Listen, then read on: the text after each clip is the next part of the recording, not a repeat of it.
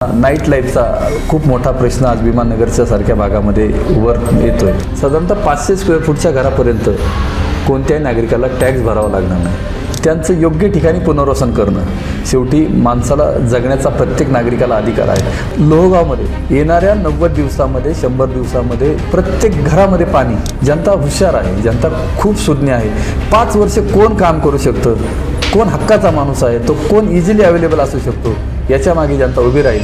नमस्कार, आता पुढे बोलणार या कार्यक्रमामध्ये आपल्या सर्वांचं स्वागत आहे। निवडणुकीला अवघे 2 दिवस राहिलेत। प्रचाराचा अंतिम टप्पा जो आहे तो सुरू झालेला आहे आणि अनेकांच्या प्रतिष्ठा ज्या आहेत त्या पणाला लागलेल्या आहेत आणि अशातच आपण आता आहोत प्रभाग क्रमांक 3 मध्ये। प्रभाग क्रमांक 3 मधून ड गटामधून राष्ट्रवादी काँग्रेसचे अधिकृत उमेदवार असलेले बंडूभाऊ खांदवे आता आपल्या सोबत आहेत। तुमचं खूप खूप स्वागत। नमस्ते। राष्ट्रवादीची उमेदवारी मिळाली, तुम्ही चेहरा आहात या प्रभागाचा। सर्वप्रथम काय भावना आहेत? नक्कीच आदरणीय अजितदादा पवार, त्याचबरोबर आदरणीय सुनील अण्णा टिंगरे, आदरणीय माऊलीआबा कटके यांच्या माध्यमात आदरणीय पांडुरंगाप्पांचे मला आशीर्वाद तर आहेच। त्या सर्व मंडळींनी मला प्रभाग क्रमांक 3 मधून राष्ट्रवादी काँग्रेसची उमेदवारी देताना एक चांगला चेहरा, स्वच्छ चेहरा आणि काम करणारा हक्काचा माणूस, ह्या सर्व गोष्टी माझ्याकडे पाहून त्यांनी मला उमेदवारी दिली। मी त्यांचे मनापासून सर्वप्रथम धन्यवाद व्यक्त करतो। आता रिंगणात उतरला आहात, उद्या जनतेने कौल दिला। तुमच्या प्रभागामध्ये विमाननगर म्हणा किंवा बर्माशेल आहे किंवा लोहगाव आहे आणि वाघोलीचा जो नगर रोड आहे, हे सगळं येतं। तर हे एक चॅलेंज आहे येत्या काळामध्ये। समाविष्ट गाव आहे, एक नवीन समाविष्ट गाव आहे ज्याच्यामध्ये अनेक सुविधांचा अभाव आहे। ते सगळं कसं भरून काढणार आणि काय विजन असेल या जागांसाठी? नाही, नक्कीच प्रभागाचा अभ्यास मला गेल्या अनेक वर्षापासून आहे। ह्या प्रभागामध्ये विमाननगरसारखा पॉश एरिया आहे, त्याचबरोबर त्या ठिकाणी यमुनानगरसारखी एक छोटीशी झोपडपट्टी पण आहे। कारण हा सर्व कॉस्मोपॉलिटन एरिया आहे। वेगवेगळ्या भागाचे वेगवेगळे प्रश्न आहेत।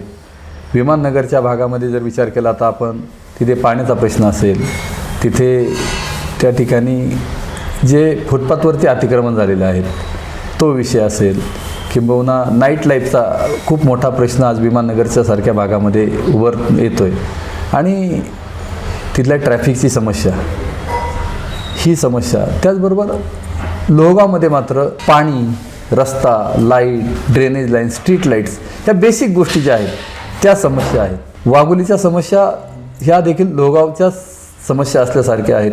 त्यामुळं परंतु सोमनाथ नगरमध्ये मुबलक पाणी पुरवठा असेल, तिथे महिला सुरक्षेचा विषय असेल, असे वेगवेगळे प्रश्न प्रभागामध्ये आहेत। परंतु मला पूर्ण खात्री आहे की ह्या प्रभागातल्या समस्या सोडवण्यासाठी माझ्या तेवढीच ताकद नक्कीच आहे आणि त्या मी निश्चित मायबाप जनतेच्या आशीर्वादाने निवडून आल्यानंतर सोडवेल, हा विश्वास माझ्या मनाशी आहे। जर तुम्हाला नगरसेवक म्हणून निवडून दिलं, प्रभागाने तुमच्या प्रेम दाखवलं तुमच्यावरती, तर अशी कुठली कामं असतील जी पहिल्या 100 दिवसामध्ये तुम्ही पूर्णत्वास न्याल किंवा मार्गी लावाल? हे पहिल्या 100 दिवसामध्ये आज विमाननगरचा जर विचार केला तर तिथे जे पथारीवाले आहेत त्यांचं योग्य ठिकाणी पुनर्वसन करणं शेवटी माणसाला जगण्याचा प्रत्येक नागरिकाला अधिकार आहे। पथारीवाला माझा व्यावसायिक, तो आज कुठेतरी फुटपाथवरती धंदा करतोय, त्या ठिकाणी पुणे महानगरपालिकेचे अधिकारी येऊन कारवाई करत आहेत, तर त्याला प्रॉपर ठिकाणी त्याचं पुनर्वसन करणं हे काम माझ्यासाठी खूप चॅलेंजिंग आहे। त्याचबरोबर लोहगावमध्ये येणाऱ्या 90 दिवसामध्ये 100 दिवसामध्ये प्रत्येक घरामध्ये पाणी, ह्या नळाद्वारे पाणी, आमचा अनेक भाग आहे की अजून तिथे पाणी पोचलेलं नाही। त्यामुळे 100% सांगतो की मी येणाऱ्या 100 दिवसामध्ये लोहगावमधील प्रत्येक घरामध्ये नळाचं पाणी जाईल। वाघोलीला मात्र तेच काम करण्यासाठी मला साधारणतः 1 वर्षभराचा कालावधी लागेल। का तर टप्प्याटप्प्याने ही गावं आलेली आहेत। पहिल्या टप्प्यात लोहगाव आलं होतं, त्यामुळे लोहगावची कामं सुरुवातीला चालू झाली। दुसऱ्या टप्प्यात वाघोली आलेल्या असल्यामुळे त्याला थोडेसे जास्त दिवस लागतील आणि साधारणतः सोमनाथ नगरच्या भागामध्ये त्या ठिकाणी असणारा कचऱ्याचा प्रश्न असेल, त्या ठिकाणी असणारा पाण्याचा विषय असेल, हे प्रश्न मात्र मी तातडीने मार्गी लावू शकतो, हा मला विश्वास आहे। म्हणजे येत्या वर्षभरामध्ये आपण अपेक्षा करू शकतो? येणाऱ्या वर्षभरामध्ये वाघोलीमध्ये प्रत्येक घरामध्ये पाणी आणि येणाऱ्या 1.5 वर्षामध्ये वाघोलीतल्या प्रत्येक भागाला ड्रेनेज लाईनच्या माध्यमातून जोडणं, हे काम माझ्या मते प्रायोरिटीने असेल। त्यानंतर प्रायोरिटीने रस्त्याची कामं हाती घेईल।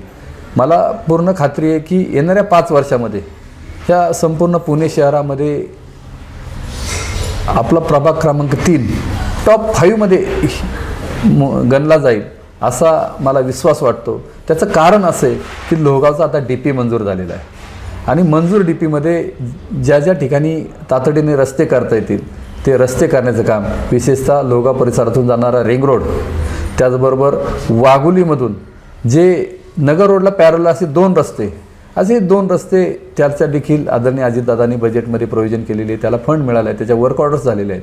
ही कामं जी ती प्रायोरिटीने मार्गी लावणार. आणि दुसरं एक मात्र महत्त्वाचं सांगायचं की माझ्या अनेक शेतकऱ्यांच्या जमिनीवरती चुकीच्या पद्धतीने आरक्षणं टाकलेली आहेत. काही शेतकरी भूमिहीन झालेले आहेत, त्याचबरोबर काही नागरिकांच्या घराहून रस्ते जात आहेत.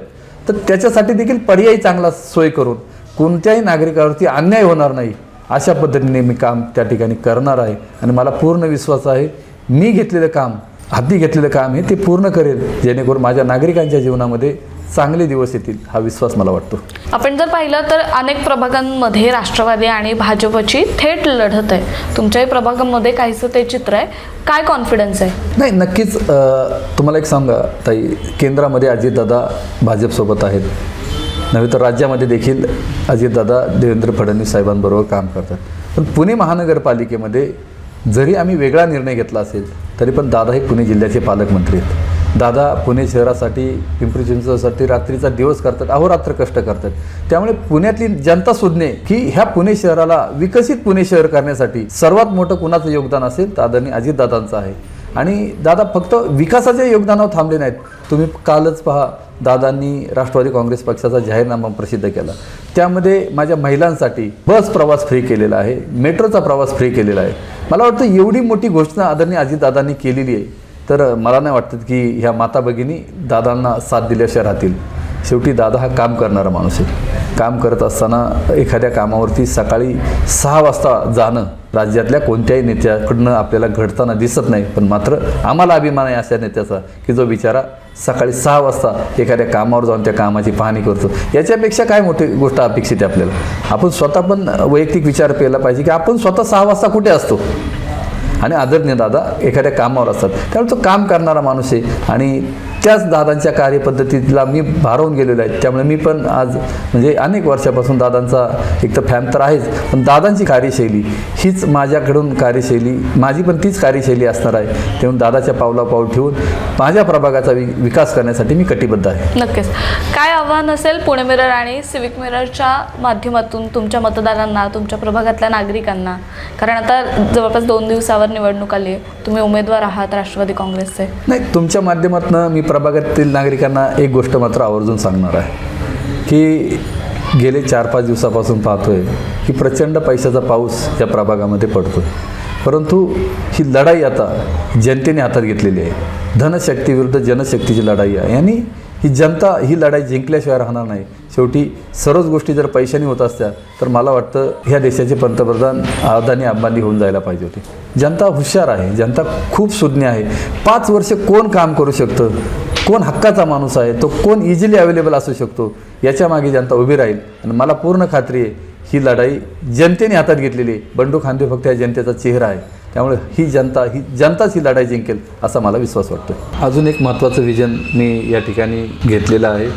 ते व्हिजन असं आहे की प्रभाग क्रमांक 3मध्ये जवळजवळ 7 ते 8 हजार सैनिक ज्यांनी देशाची सेवा केलेली आहेत, मग कोणी एअरफोर्समधून असेल, कोणी नेव्हीमधून असेल, कोणी आर्मीमधून असेल, ह्या सर्व माजी सैनिकांना ह्या प्रभागामध्ये त्यांच्या हक्काचं सैनिक भवन बांधणं हे माझ्या व्हिजनमध्ये आहे. का तर शेवटी ज्या सैनिकांनी देशाची सेवा केली, आज मला त्या सैनिकांची प्रामाणिकपणे सेवा करायची. त्याचबरोबर दुसरं एक महत्त्वाची भविष्याच्या काळामध्ये ह्या सैनिकांसाठी करायची की सैनिकांची जी घरं आहेत त्यांना जो टॅक्स आहे, संपूर्ण सैनिकांच्या घरांचा टॅक्स हा मुक्त झाला पाहिजे. टॅक्स मुक्त सैनिकांची घरं हे देखील माझ्या व्हिजनमध्ये आहे. आणि त्याचबरोबर अजितदादांनी देखील काल डिक्लेअर केलेलं आहे, साधारणतः 500 स्क्वेअर फूटच्या घरापर्यंत कोणत्याही नागरिकाला टॅक्स भरावा लागणार नाही. ही राष्ट्रवादी काँग्रेसची नीती आहे. सर्वसामान्य गोरगरीब जनतेच्या बरोबर राष्ट्रवादी काँग्रेस पक्ष आहे. त्यामुळे मला पूर्ण खात्री आहे की शाहू फुले आंबेडकरांच्या विचारावरती चालणारा राष्ट्रवादी काँग्रेस पक्ष नक्कीच तळागाळापर्यंत पोहोचलेला आहे. आणि हा तळागाळात गेलेला पक्षच भविष्यामध्ये पुणे शहरामध्ये नेतृत्व करेल असा विश्वास वाटतो.